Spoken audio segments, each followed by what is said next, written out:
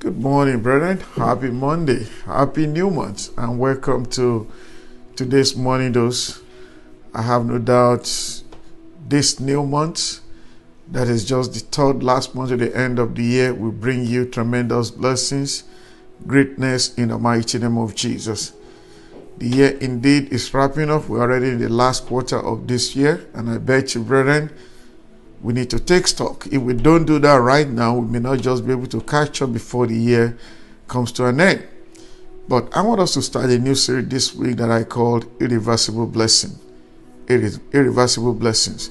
Brethren, there's no doubt about that God can actually bless us with blessings that are irreversible, that are irrevocable. And again, I want to tell you a personal story of myself as a young man. There are a few ways that we can definitely turn the dial in our favor.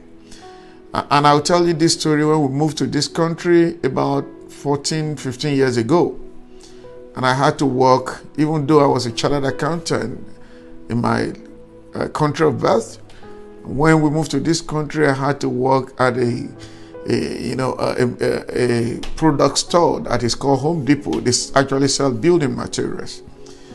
And on the third day that I was doing this work, I look at what he asked me to do, what I want to do, and I look up to heaven and I say, God, I can't do this in my country of birth.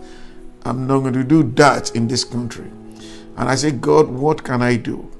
And I remember very well, I only had $100 left in my account. And I left the place where I was working, Snowden River Parkway in Columbia, Maryland. And I drove all the way to the church where I was going at House of Praise, Baltimore. The only $100 that was left in my account, I said, God, I'm giving this money to you. And if something doesn't change about me, I will definitely return to my country of birth. Brethren, I say this to you, I made this pledge on a Tuesday. And before that week ends, I got a job that I desire. I got a job as an accountant with a very small company in where I live. And I bet you from that day, I have not known a better yesterday until today. And I'm talking about the space of 3 months that we came to the United States of America. God is able to make it happen for you. God is able to turn the dial around for you if we take the right action. And I'm not talking about only giving, because many will say, oh, he's talking to us to go and give our money to one church or one. That is not what I'm doing. It is about you. Because I tell you, there are things that you have to do that does not involve giving money. Maybe there is an action that you need to take.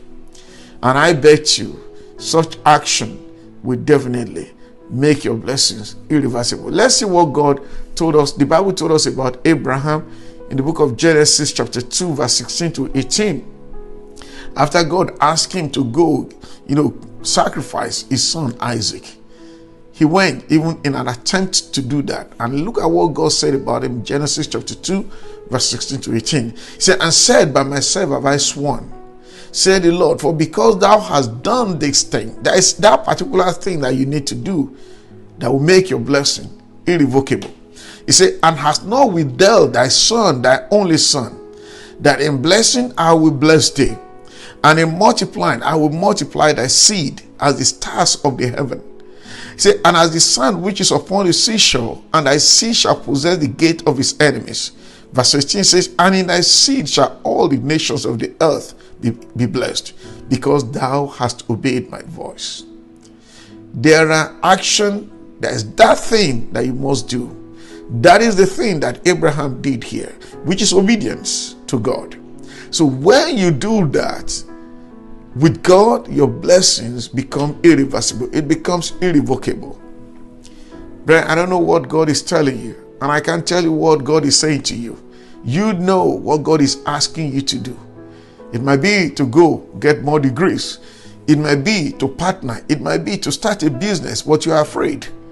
I want to say this to you. Do that thing, and your miracle, your blessings shall be irreversible in the mighty name of Jesus. Brother, as I say every morning, please let us continue to maintain all the CDC guidelines. And if this video, this short clip has blessed you, please feel free to share it with your friends and relations, even share it with your enemy. Be a blessing to someone today. And by the special grace of God, I'll talk to you again tomorrow morning. And bye for now.